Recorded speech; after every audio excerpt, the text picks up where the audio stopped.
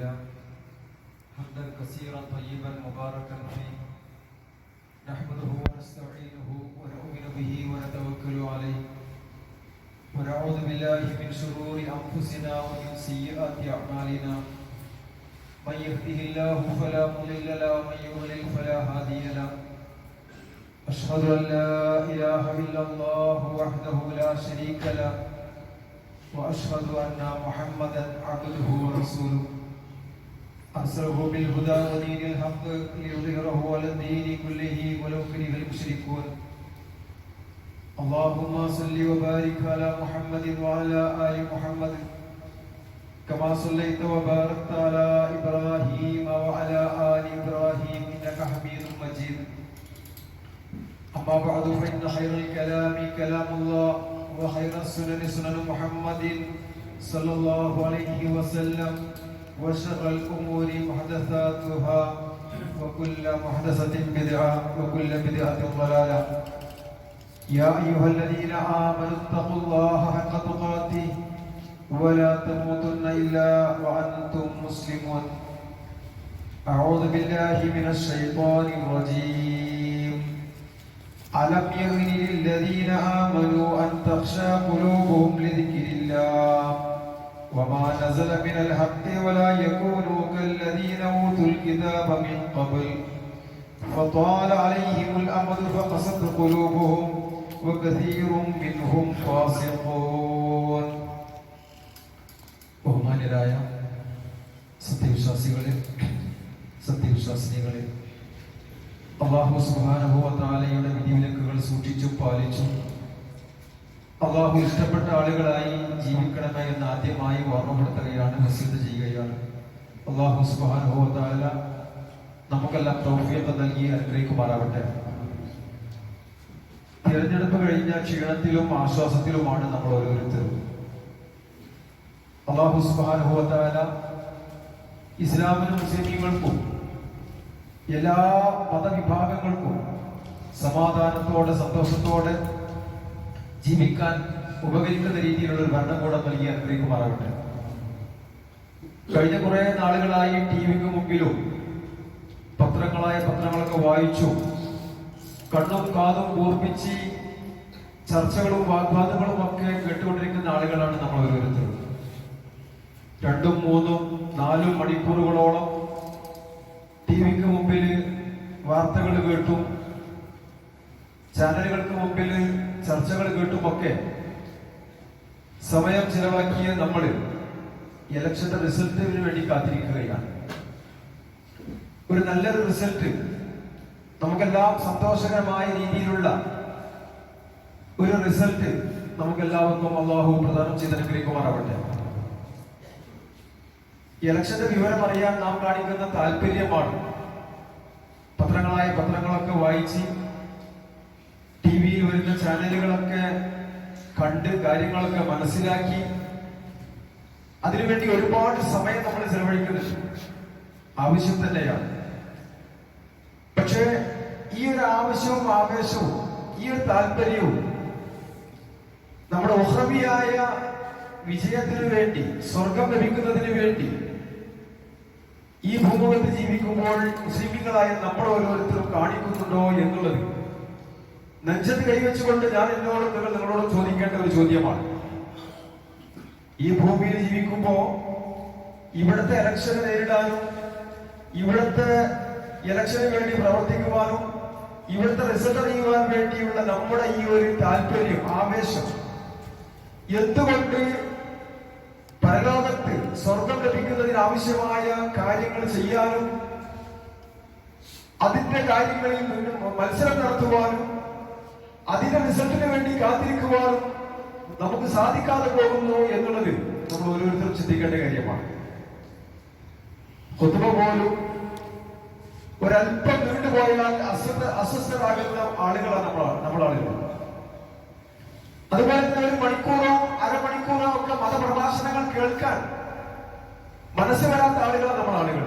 പക്ഷേ മണിക്കൂറുകളോളം ദിവസങ്ങളോളം ഈ ഇലക്ഷന് വേണ്ടി ഓടിപ്പാഞ്ഞ് നടക്കുവാനും അതിന്റെ വാർത്തകൾ കേൾക്കുവാനും അതിനുവേണ്ടി പ്രവർത്തിക്കുവാനും ഒക്കെ ഒട്ടും മടിയില്ലാത്ത നമ്മുടെ പരലോക വിജയത്തിന് വേണ്ടി അല്ലാഹു സുബ്ഹാനഹു വ തആല നൽകിയിരിക്കുന്ന പരിശുദ്ധ ഖുർആനോ പ്രവാചകന്റെ ഹദീസുകളോ കേൾക്കാനോ പഠിക്കാനോ നമുക്ക് സാധിക്കുന്നില്ലെങ്കിൽ സത്യത്തിൽ നമ്മൾ പാരത്രിക ജീവിതത്തെക്കാൾ പ്രാധാന്യം ഭൗതികമായ ജീവിതത്തിന് കൊടുക്കുന്നു എന്ന് തന്നെയാണ് അർത്ഥം.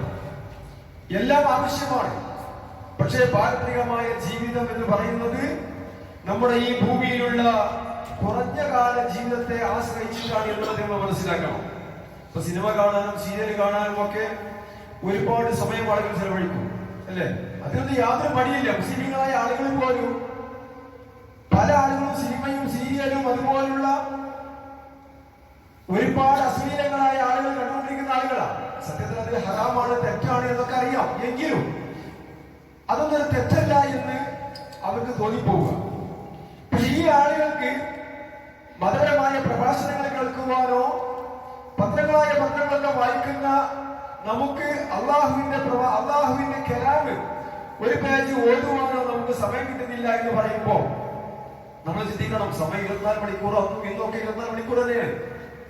പക്ഷെ നമുക്ക് ആവേശമുള്ള കാര്യങ്ങൾക്ക് വേണ്ടി നമ്മൾ സമയം കണ്ടെത്തുന്നു. അതിന് നമുക്കൊരു ബോറടിക്കുന്നില്ല.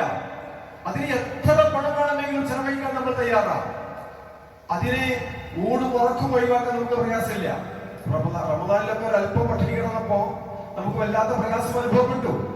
പക്ഷെ ഇലക്ഷൻ വരുന്ന സമയത്ത് നമുക്ക് സമയത്തിന് ഭക്ഷണം വേണ്ട, നമ്മുടെ വിശപ്പ് പ്രശ്നമല്ല, സമയത്തിന് ഉറങ്ങാൻ സാധിക്കുന്നില്ല, അതൊന്നും ഒരു പ്രശ്നമായി തോന്നുന്നില്ല. പക്ഷേ മതപരമായ കാര്യങ്ങളിലേക്ക് നമ്മൾ പ്രവേശിക്കുമ്പോ അതിനുവേണ്ടി പ്രവർത്തിക്കുമ്പോ നമുക്ക് അതൊക്കെ തടസ്സമായി തോന്നുകയാണ്. ഇവിടെയാണ് നമ്മൾ മനസ്സിലാക്കേണ്ട ഒരു കാര്യം. അള്ളാഹുവിന്റെ പ്രവാചകൻ സല്ലല്ലാഹു അലൈഹി വസല്ലം പറഞ്ഞു, നിഅമതാനി മഅഖൂറു ഫീഹിമാ കസീറു മിനൻ നാസി. രണ്ട് അനുഗ്രഹങ്ങൾ. ഈ രണ്ട് അനുഗ്രഹങ്ങളെ പറ്റി അധിക ആളുകളും അശ്രദ്ധരാണ്, വളരെ വഞ്ചിതരാണ്. ഏതാണ്ട് അനുഗ്രഹങ്ങൾ അസ്സിഹത്തുൽ ഫറാ, അത് ആരോഗ്യമാണ്, ഒഴിവ് സമയമാണ്. നമുക്ക് ഒഴിവ് സമയങ്ങളുണ്ട്. അതുകൊണ്ടാണല്ലോ നമ്മൾ ഭൗതികമായ കാര്യങ്ങൾക്ക് വേണ്ടി ഓടിച്ചാടി നടക്കുന്നത്. പക്ഷെ അതോടൊപ്പം പാരത്രികമായ സ്വർഗത്തിന് വേണ്ടിയുള്ള പ്രവർത്തനങ്ങൾക്ക് നമുക്ക് സമയം കിട്ടുന്നില്ല. എന്ന് വെച്ചാൽ നമ്മൾ പാരത്രികമായ ജീവിതത്തിന് അത്രത്തോളം പ്രാധാന്യമേ കൊടുക്കുന്നുള്ളൂ എന്നർത്ഥം. നമുക്ക് സമയം കിട്ടേണ്ടതുണ്ട്, സമയം കണ്ടെത്തേണ്ടതുണ്ട്. നമ്മുടെ ആരോഗ്യവും നമ്മുടെ സമയവും ഒക്കെ ഭൗതികമായ ജീവിതത്തിന് വേണ്ടി നമ്മൾ ചെലവഴിക്കുന്നത് പോലെ അല്ല, അതിനേക്കാൾ കൂടുതൽ പാരത്രികമായ സ്വർഗത്തിന് വേണ്ടി എന്നേക്കുമായി ഒരിക്കലും അവസാനിക്കാത്ത സ്വർഗത്തിന് വേണ്ടി നമ്മൾ പരിഗണിക്കേണ്ട ആളുകളാണ്. അതിന് സമയമില്ലെങ്കിൽ സമയം കണ്ടെത്തണം. ഭൗതികമായ കാര്യങ്ങൾക്ക് സമയം കിട്ടുന്ന നമുക്ക് പാരത്രികമായ നമ്മുടെ സ്വർഗത്തിന് വേണ്ടി പണിയെടുക്കാൻ സമയം കിട്ടുന്നില്ലെങ്കിൽ സഹോദരിമാരെ അതൊക്കെ നമ്മുടെ ഈമാനിന്റെ കുറവാണ് എന്നുള്ള കാര്യം നമ്മൾ മനസ്സിലാക്കണം. ഇപ്പൊ നമുക്ക് ഇലക്ഷനുമായി ബന്ധപ്പെട്ട് നമുക്ക് ഒരുപാട് കാര്യങ്ങൾ അറിയാം. ആരാണ് സ്ഥാനാർത്ഥികൾ, ഏത് മണ്ഡലത്തിലാണ് സ്ഥാനാർത്ഥികൾ, ഏത് പാർട്ടിയാണ് അവർ പ്രതിനിധീകരിക്കുന്നത് എന്നൊക്കെ വ്യക്തമായി കൃത്യമായി നമുക്കറിയാം. പക്ഷേ അതോടൊപ്പം നമ്മളോട് ചോദിക്കാണ് റസൂലുള്ളാഹിനെ പറ്റി, റസൂലുള്ളാഹിന്റെ ചരിത്രങ്ങൾ, അല്ലെ? റസൂലുള്ളാഹിന്റെ ഭാര്യമാരെ പേര് ചോദിച്ചാൽ നമുക്ക് പറയാൻ കിട്ടുമോ? ഓർഡർ പറയാൻ കിട്ടുമോ? ഇല്ല. റസൂലുള്ളാഹിന്റെ മക്കളെ പേര് ചോദിച്ചാൽ പറയാൻ കിട്ടുമോ? എത്ര ആൺമക്കളുണ്ട്, എത്ര പെൺമക്കളുണ്ട് എന്ന് ചോദിച്ചാൽ ഒരു പക്ഷേ നമുക്ക് പറയാൻ സാധിച്ചു കൊള്ളണമെന്നില്ല. പക്ഷേ ഒരു പാർട്ടി, ആ പാർട്ടി പ്രതിദാനം ചെയ്യുന്ന സ്ഥാനാർത്ഥി ആരാണ്, അയാളുടെ ചിഹ്നം ഏതാണ്, അയാളുടെ ചരിത്രങ്ങൾക്ക് എന്താണെന്ന് കൃത്യമായും വ്യക്തമായും പഠിച്ചു മനസ്സിലാക്കി ചർച്ച ചെയ്യുന്നത് നമുക്ക് എന്തുകൊണ്ട് ഇസ്ലാമിന്റെ കാര്യങ്ങൾ പഠിക്കാനും മനസ്സിലാക്കാനും അത്ര ആവേശം കാണുന്നില്ല എന്നുള്ളത് വളരെ ഗൗരവത്തോടു കൂടി നമ്മളോട് ചോദിക്കേണ്ട കാര്യമാണ്, അല്ലെ? എത്രാമത്തെ ഇലക്ഷനാണ്, എത്ര വോട്ട് കിട്ടിയിട്ടുണ്ട് എന്നൊക്കെ കൃത്യമായി നമുക്ക് പറയാനും പ്രവചിക്കാനും സാധിക്കുന്ന നമുക്ക് ഇസ്ലാമിന്റെ കാര്യം ചോദിക്കുമ്പോൾ മാത്രം ഒരു പ്രയാസം. ഇസ്ലാമിൽ എത്ര യുദ്ധം നടന്നെന്ന് ചോദിച്ചാൽ പറയാൻ സാധിക്കൂല. ഇസ്ലാമിലെ ഒന്നാമത്തെ യുദ്ധം എന്ന് ചോദിച്ചാൽ അതുപോലും അറിയാത്ത ആളുകളുണ്ട്. ഒരുപക്ഷെ ബദർ യുദ്ധം എല്ലാവർക്കും അറിയാം. കാരണം അതിൽ വർഷത്തോളം ആണ്ടുകൾ കഴിക്കുന്ന സ്വഭാവം, അല്ലേ? പ്രവാചകനോ സഹാബത്തിനോ ഇല്ലാത്ത ഒരു അനാചാരം. പക്ഷെ ഇസ്ലാമിലെ രണ്ടാമത്തെ യുദ്ധം ഏതാണ്, മൂന്നാമത്തെ യുദ്ധം ഏതാണ് ചോദിച്ചാൽ പറയാൻ സാധ്യല്ല. അതേസമയത്ത് ഇലക്ഷനെ സംബന്ധിച്ച് വളരെ വ്യക്തമായും കൃത്യമായും പറയാൻ സാധിക്കുന്ന നമുക്ക് എന്തുകൊണ്ട് ഇസ്ലാമിന്റെ കാര്യങ്ങൾ പറയാൻ സാധിക്കുന്നില്ല? ഓരോ യുദ്ധത്തിലും പങ്കെടുത്ത സഹാബാക്കള്, അവിടെ മരിച്ചുപോയ ഷഹീദായ ശുഹദാക്കള്, ആരൊക്കെയാണ് അവര്? എന്താണ് ഇതിന്റെ പശ്ചാത്തലം എന്നൊക്കെ പറയാൻ നമുക്ക് സാധിക്കുന്നില്ലെങ്കിൽ ആ യുദ്ധം എവിടെ വെച്ച് നടന്നു, എന്ന് നടന്നു, ഈ ഒരു കാര്യങ്ങളൊന്നും നമുക്കറിയുന്നില്ല. പക്ഷേ ഭൗതികമായ കാര്യങ്ങളിൽ ഇലക്ഷന്, രാഷ്ട്രീയം, വ്യവസായം, കച്ചവടം, വ്യാപാരം, എല്ലാ ഇടപാടുകളും നമുക്കറിയാം. അതിനെപ്പറ്റിയൊക്കെ വ്യക്തമായ ഒരു ധാരണ നമുക്കുണ്ട്. പക്ഷെ ഇസ്ലാമിലെ കാഴ്ചപ്പാടിനെ സംബന്ധിച്ച്, ഇസ്ലാമിന്റെ ചരിത്രങ്ങളെ സംബന്ധിച്ച്, പ്രവാചകന്റെ ജീവിതത്തെ സംബന്ധിച്ച്, വിശുദ്ധ ഖുർആന്റെ അധ്യാപനങ്ങളെ സംബന്ധിച്ച് സഹോദരന്മാരെ, സഹോദരിമാരെ, കൃത്യമായി നമുക്ക് പറയാൻ സാധിക്കുന്നില്ലെങ്കിൽ നമ്മൾ മനസ്സിലാക്കണം, മതപരമായ കാര്യങ്ങൾക്ക് വേണ്ടി നമ്മുടെ ശ്രദ്ധ വളരെ കുറവാണ്. അതുപോരാ, നമ്മള് ദീനിന്റെ ആളുകളാണ്, മുസ്ലിമീങ്ങളാണ്, സാധാരണ മനുഷ്യരല്ല. നമ്മള് ഷഹാദത്ത് കലിമ ചൊല്ലിയ ആളുകളാണ്. നമ്മള് ഈ പ്രപഞ്ചത്തിന് ഒരേ ഒരു ആരാധ്യനേ ഉള്ളൂ. ഈ പ്രപഞ്ചത്തിന്റെ റബ്ബിനെയാണ് ആളുകൾ ആരാധിക്കേണ്ടത് എന്നൊക്കെ വിശ്വസിക്കുന്ന ആളുകളാണ് നമ്മള്. അതുകൊണ്ട് തന്നെ നമുക്ക് ബാധ്യതകളുണ്ട്. സാധാരണ മനുഷ്യരെ പോലെ ജീവിച്ചാൽ പോരാ. നമ്മൾ ഖുർആൻ അറിയണം, ഖുർആൻ പഠിക്കണം, റസൂലുള്ളാഹിന്റെ സുന്നത്തുകൾ കേൾക്കണം, അത് ജീവിതത്തിൽ പകർത്തണം. അങ്ങനെ ഒരു മുസ്ലിമായി ജീവിക്കുന്ന മുസ്ലിമായി നമ്മൾ ജീവിക്കുമ്പോഴാണ് ശരിക്കും സത്യത്തിൽ നമ്മൾ ഒരു മുസ്ലിമാണെന്ന് പറയുന്ന അർത്ഥമുള്ളൂ. പത്രങ്ങളൊക്കെ നമ്മൾ മാറി മാറി വായിക്കുന്നു, അല്ലേ? പക്ഷെ വിശുദ്ധ ഖുർആൻ ഒരു പേജ് ഓതാൻ പറഞ്ഞാൽ അതിന് നമുക്കൊരു പ്രയാസമാണ്. വിശുദ്ധ ഖുർആനിലെ 6236 ആയത്തുകളുണ്ട്. അതിൽ ഏതെങ്കിലും ഒരു ആയത്ത് ഒന്ന് ഹൃദയസ്ഥമാക്കാൻ സാധിച്ചാൽ, സഹോദരന്മാരെ, അതൊന്ന് ജീവിതത്തിലേക്ക് കൊണ്ടുവരാൻ സാധിച്ചാൽ, അതൊന്ന് മറ്റുള്ള ആളുകളിലേക്ക് എത്തിക്കാൻ സാധിച്ചാൽ, അതൊക്കെയല്ലേ വലിയ പ്രതിഫലം ലഭിക്കുന്ന കാര്യം. നമുക്കറിയാവുന്നതാണല്ലോ. പക്ഷെ എന്തുകൊണ്ട് നമുക്ക് സാധിക്കുന്നില്ല, അല്ലെ? എന്തുകൊണ്ട് സാധിക്കുന്നില്ല? അതുകൊണ്ട് വളരെ ഗൗരവത്തോടു കൂടി നമ്മൾ മനസ്സിലാക്കണം, ഇലക്ഷന്റെ റിസൾട്ട് അറിയാൻ വേണ്ടി കാത്തിരിക്കുന്ന നമ്മള് നമ്മുടെ റിസൾട്ടിന് വേണ്ടി നമ്മൾ കാത്തിരിക്കണം, പരലോക വിജയത്തിന് വേണ്ടി. എനിക്ക് സ്വർഗമാണോ നരകമാണോ? എന്റെ ജീവിതം, കഴിഞ്ഞുപോയ ജീവിതം അള്ളാഹ് ഇഷ്ടപ്പെട്ട രീതിയിലാണോ, അതല്ല അള്ളാഹ് വെറുക്കപ്പെട്ട രീതിയിലാണോ? അള്ളാഹുവിന്റെ കൽപ്പനകൾ കേൾക്കുവാനും പാലിക്കുവാനും എനിക്ക് സാധിച്ചിട്ടുണ്ടോ, അതല്ല അള്ളാഹുവിന് വെറുപ്പ് സമ്പാദിക്കാനാണോ എന്റെ കഴിഞ്ഞുപോയ ജീവിതത്തിൽ എനിക്ക് സാധിച്ചത് എന്നൊക്കെ ഞാനൊന്ന് ചിന്തിക്കണം, അല്ലേ?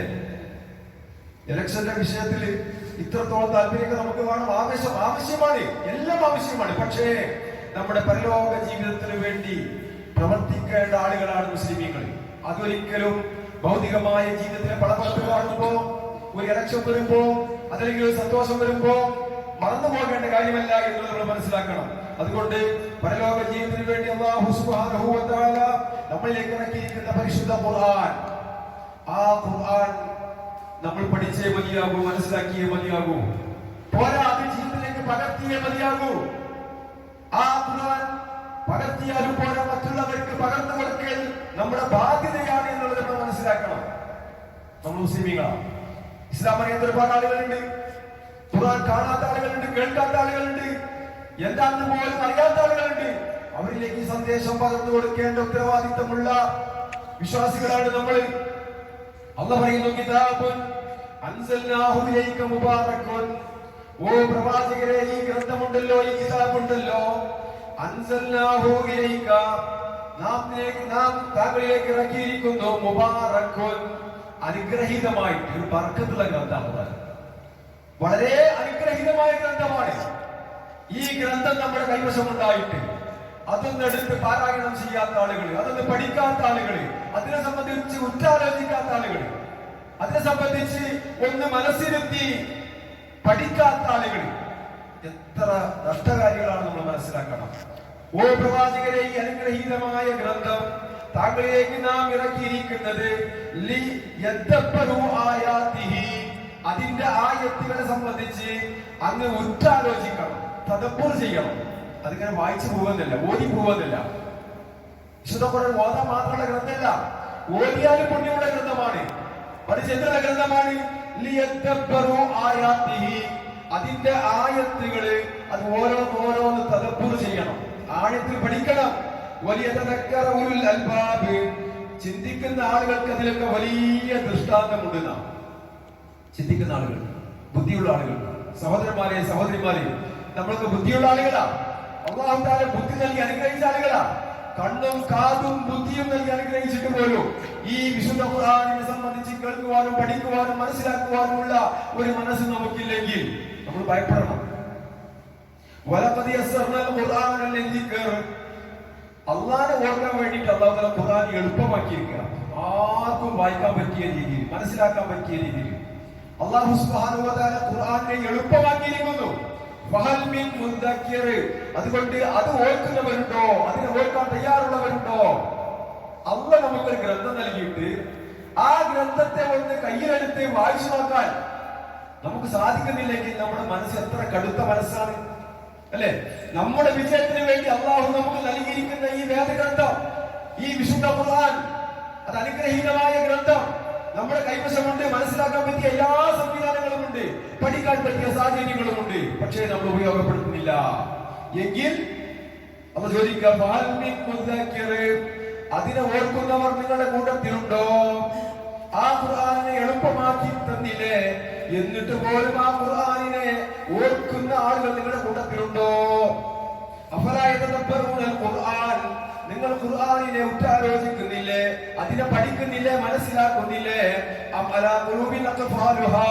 അതെല്ലാം നിങ്ങളുടെ ഹൃദയത്തിൽ പൂട്ടിട്ടിട്ടുണ്ടോ? നിങ്ങളുടെ ഹൃദയത്തെ കെട്ടിപ്പൂട്ടി ആ ഖുർആൻ ഒന്നും കടക്കാത്ത, ഖുർആനിന്റെ ഒരു വെളിച്ചവും ഹൃദയത്തിലേക്ക് കടക്കാത്ത രീതിയിൽ അടച്ചു പൂട്ടി ഭദ്രമാക്കി പൂട്ടുകളിട്ടിട്ടുണ്ടോ?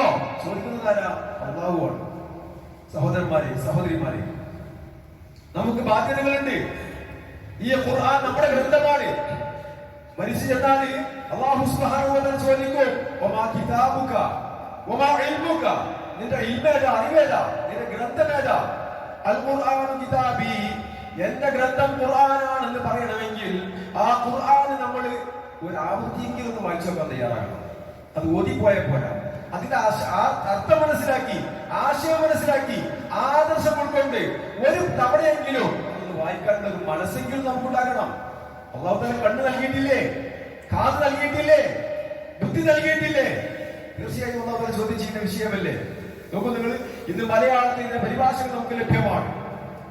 സുബ്ഹാനല്ലാഹ്, എത്ര പരിഭാഷകൾ, എല്ലാ സംഘടനകൾക്കും പരിഭാഷകളാണ്. എന്നിട്ട് പോലും ഇത് വായിച്ചു നോക്കാൻ നമുക്ക് സാധിക്കുന്നില്ലെങ്കിൽ മഹാനായ മുഹമ്മദ് അമാനി മൗലവി റഹിമഹുല്ലാഹ് അദ്ദേഹത്തിന്റെ ആയുഷ്കാലം മുഴുവൻ ഈ ഖുർആന്റെ തഫ്സീർ എഴുതാൻ വേണ്ടി അദ്ദേഹം ചെലവഴിച്ചു. അദ്ദേഹം എഴുതി വെച്ച കാര്യങ്ങൾ ഒരാവർത്തി വായിക്കാൻ പോലും നമുക്ക് സാധിക്കുന്നില്ലെങ്കിൽ എത്ര വർഷങ്ങൾ എടുത്തുകൊണ്ടാണ് എഴുതിയത്?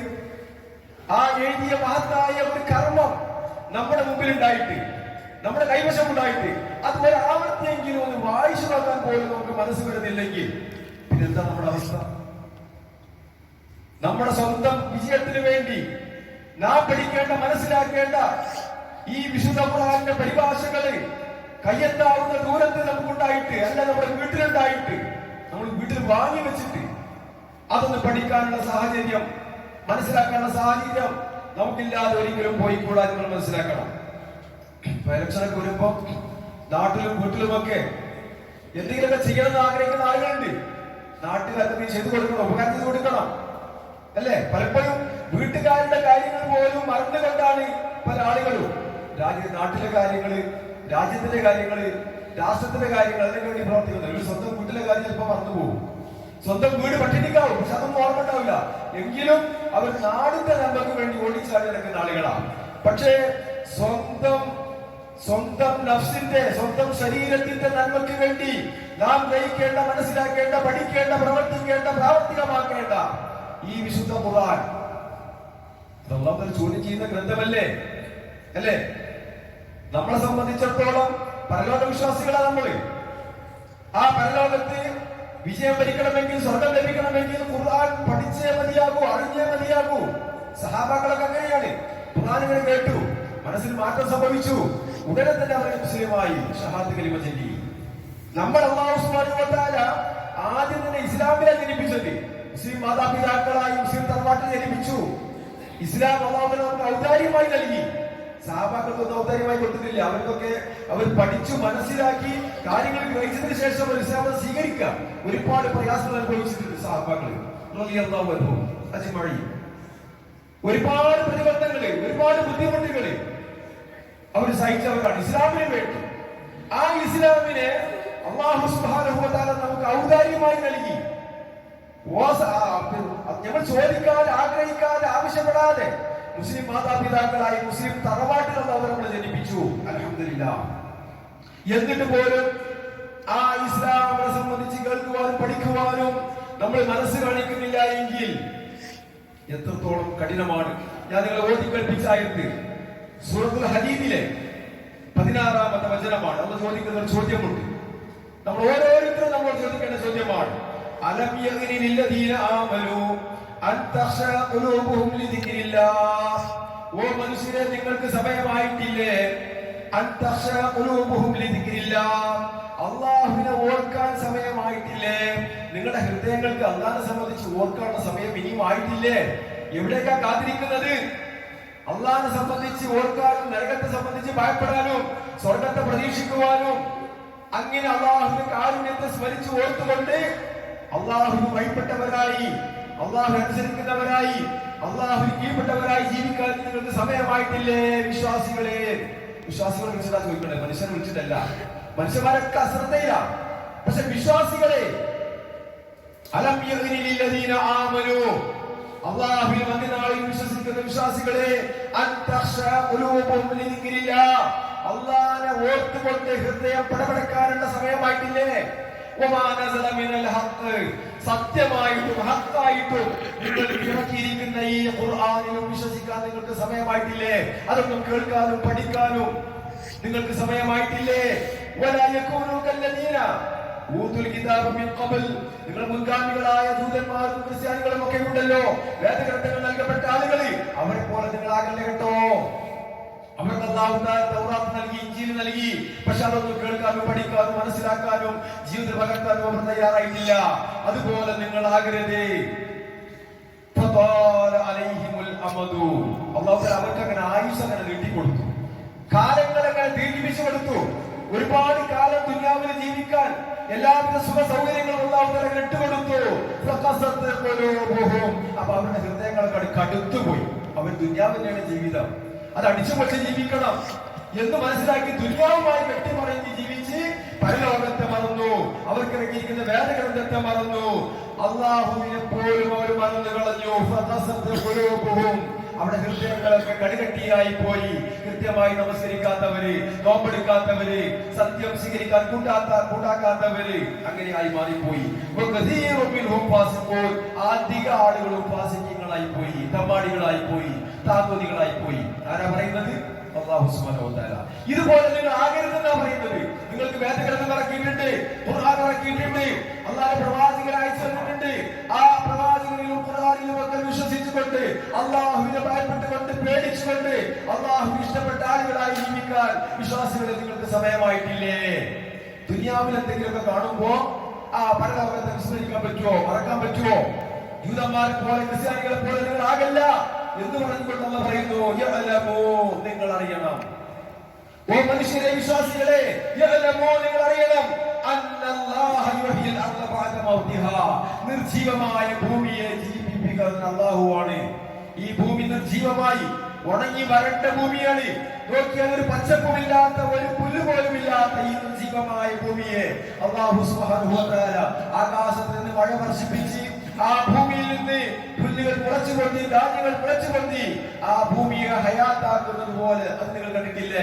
എന്താ പറയാൻ കാരണം?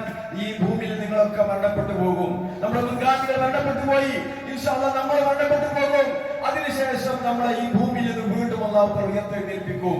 ഇതുപോലെ ഉണങ്ങി വരണ്ട ഭൂമി മഴ വർഷിക്കുമ്പോ അതിൽ നിന്ന് ധാന്യങ്ങൾ മുളച്ചു കൊള്ളുന്നത് പോലെ ഈ ഭൂമിയിൽ നിന്ന് മരണപ്പെട്ടതിന് ശേഷം വീണ്ടും നിങ്ങൾ ഞാൻ ഉയർത്തെഴുന്നേൽപ്പിക്കും. അത് ബയ്യനാലകുമുൽ ആയാതി ലഅല്ലകും തഅഖിലൂൻ, ബുദ്ധിയുള്ള ആളുകളെ ശ്രദ്ധിക്കാൻ വേണ്ടി അല്ലാഹു സുബ്ഹാനഹു വ തആല ആയത്തുകൾ വിശദീകരിക്കുക, ചില സൂചനകൾ നൽകുക, അല്ലേ? ഇത്തരം സൂചനകളൊക്കെ നമുക്ക് പാഠമാണ്. മരണാനന്തരം നമ്മൾ ഉയർത്തെഴുന്നേൽപ്പിക്കാൻ സാധിക്കുന്നവരാണ് അല്ലാഹ്. ഏതുപോലെ വരണ്ട ഭൂമിയിൽ നിന്ന് മഴ വർഷിക്കുമ്പോ പുല്ലുകൾ മുളച്ചു പൊങ്ങുന്നത് പോലെ നമ്മളെല്ലാവരും മരണത്തിന് ശേഷം ഒരു ഉയർത്തെഴുന്നേൽപ്പ് നമുക്കുണ്ട്. ആ ഉയർത്തെഴുന്നേൽപ്പില് നമ്മുടെ കർമ്മങ്ങളെ സംബന്ധിച്ച് അല്ലാഹു തആല ചോദ്യം ചെയ്യും. പരലോകത്തെ മറന്ന് ജീവിച്ച ആളുകള് കൃത്യമായി മറുപടി പറയേണ്ടി വരും. പരലോകത്തെ ഓർത്ത് ജീവിച്ച ആളുകൾക്ക് അന്ന് സന്തോഷിക്കാൻ ഇഷ്ടം പോലെ അവസരങ്ങൾ ഉണ്ടാകും. ഈ ആയത്ത് അവസാനിപ്പിക്കുന്നത് അല്ലാഹു തആല നിങ്ങൾക്ക് ആയത്തുകൾ ഇങ്ങനെ വിശദീകരിച്ച് തരികയാണ്. എന്തിനു വേണ്ടി? ലഅല്ലകും തഅഖിലൂൻ, നിങ്ങൾ ചിന്തിക്കാൻ വേണ്ടിയിട്ടാണ് അല്ലാഹു തആല പറയുന്നത്. എന്ന് പറയുമ്പോൾ നമുക്ക് ബാധ്യതകളുണ്ട്. നമ്മൾ ഖുർആന്റെ ആളുകളാ, പ്രവാചകന്റെ അനുയായികളാ, പരലോകത്തെ സ്വർഗ്ഗത്തിന് വേണ്ടി പണിയെടുക്കുന്ന ആളുകളാ. അതുകൊണ്ട് നമ്മുടെ ലക്ഷ്യം മറന്നു പോകരുത്. നമ്മുടെ ലക്ഷ്യം പരലോകത്തെ സ്വർഗമാണ്. ദുനിയാവിൽ ചെയ്തിരിക്കുന്ന പാപങ്ങൾ പൊറുക്കപ്പെട്ട് അല്ലാഹുവിന്റെ ഇഷ്ടം സമ്പാദിച്ചു കഴിഞ്ഞാൽ നാളെ പരലോകത്തെ സ്വർഗം നമുക്കുള്ളതാണ് നമ്മൾ മനസ്സിലാക്കണം. സഹോദരന്മാരെ, സഹോദരിമാരെ, അതുപോലെ തന്നെ നമുക്ക് ഒരുപാട് ഉത്തരവാദിത്തങ്ങളുണ്ട്. കുല്ലുകും റാഇൻ വകുല്ലുകും മസ്ഊലുൻ അൻ റഅയതിഹി, ഓരോരുത്തരും ഭരണാധികാരികളാണ്. വമസ്ഊലുൻ അൻ റഅയതിഹി, അവരുടെ കീഴിലുള്ള ഭരണീയരെ പറ്റി അല്ലാഹു തആല ചോദ്യം ചെയ്യും. നമ്മളൊക്കെ ഭരണാധികാരികളാണ്. നമുക്ക് അല്ലാഹു സുബ്ഹാനഹു വ തആല സമ്പത്ത് തന്നിട്ടുണ്ടെങ്കിൽ ആ സമ്പത്തിനെ പറ്റി ചോദ്യം ചെയ്യും. സന്താനത്തെ നൽകിയിട്ടുണ്ടെങ്കിൽ ആ സന്താനങ്ങളെ സംബന്ധിച്ച് ചോദ്യം ചെയ്യും. എന്തെല്ലാം സൗകര്യങ്ങൾ നൽകിയിട്ടുണ്ടോ അതിനെ സംബന്ധിച്ചൊക്കെ ചോദ്യം ചെയ്യും. എന്നിട്ട് അല്ലാഹുവിന്റെ പ്രവാചകൻ പറയുന്നു, അൽ ഇമാമു റായിൻ വ മസ്ഊലുൻ അൻ റഅയതിഹി, ഒരു ഇമാം, ഒരു ഭരണാധികാരി, ഒരു നേതാവ്, അയാളുടെ കീഴിലുള്ള ഭരണീയരെ പറ്റി അയാളോട് ചോദ്യം ചെയ്യുന്നതാണ്. അപ്പൊ ഒരു നേതാവ്, ഒരു ഇമാം, അയാളോട് അല്ലാഹു ചോദ്യം ചെയ്യും. അയാളുടെ കീഴിലുള്ള ആളുകളെ പറ്റി അയാൾക്ക് ഉത്തരവാദിത്തമുണ്ട്, അയാൾക്ക് ബാധ്യതകളുണ്ട്.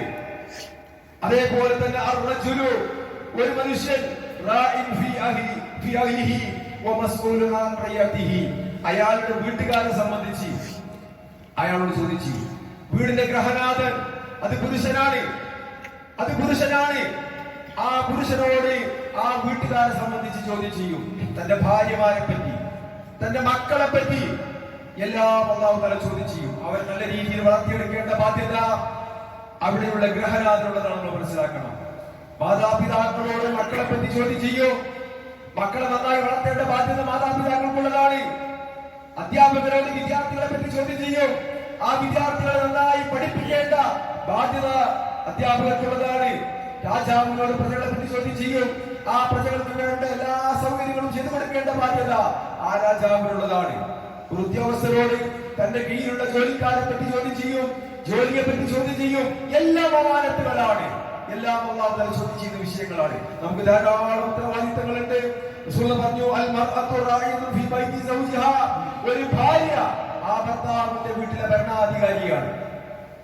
ആ ഭർത്താവിന്റെ മക്കളെ പറ്റിയും ഭർത്താവിന്റെ സമ്പത്തിനെ പറ്റിയും ഒക്കെ ആ ഭാര്യയോട് ചോദ്യം ചെയ്യും.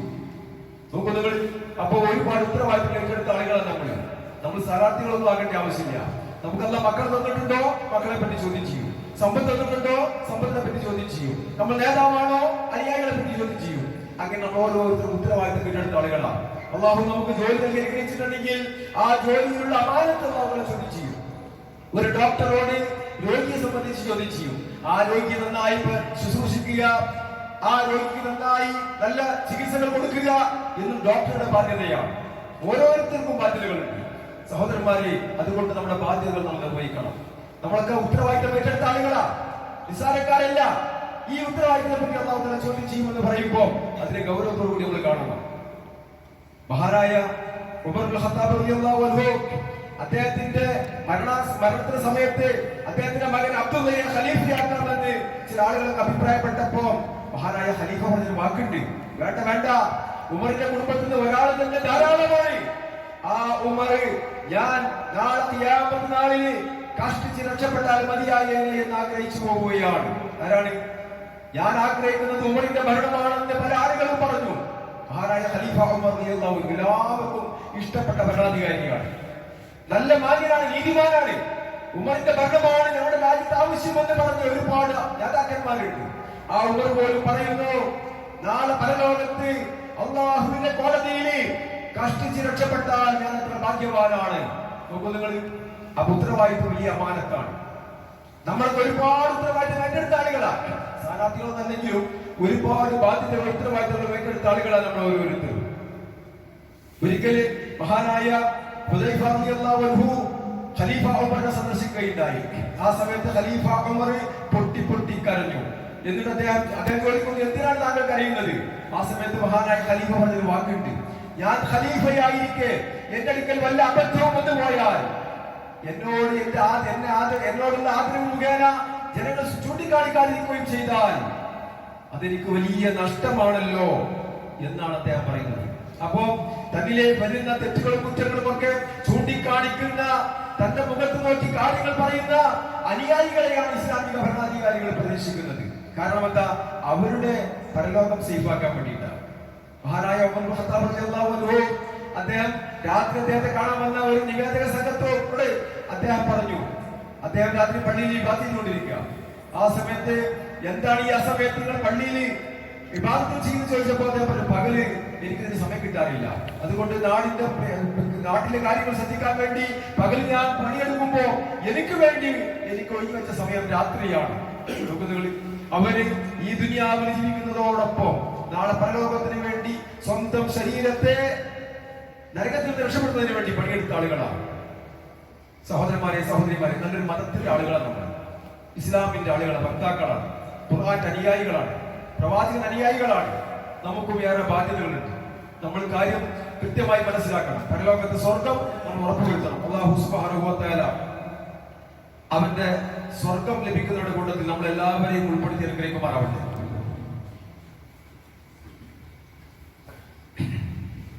അൽഹംദുലില്ലാഹ് വസ്സലാത്തു വസ്സലാമു അലാ റസൂലില്ലാഹ് വഅലാ ആലിഹി വസഹ്ബിഹി അജ്മഈൻ. അമ്മാ ബഅദ് ഇത്തഖുല്ലാഹ ഇബാദല്ലാഹ്. സഹോദരന്മാരെ, സഹോദരിമാരെ, ഖുർആനും സുന്നത്തും അറിഞ്ഞും അനുസരിച്ചും ജീവിക്കണമെന്ന് ഒരിക്കൽ കൂടി ഓർമ്മപ്പെടുത്തുകയാണ്, വസിയത്ത് ചെയ്യുകയാണ്. നമ്മളൊക്കെ ഇലക്ഷന്റെ റിസൾട്ട് കാത്തിരിക്കുന്ന ആളുകളാണ്. ഇന്നല്ലെങ്കിൽ നാളെ ആ റിസൾട്ട് നല്ല രീതിയിലായി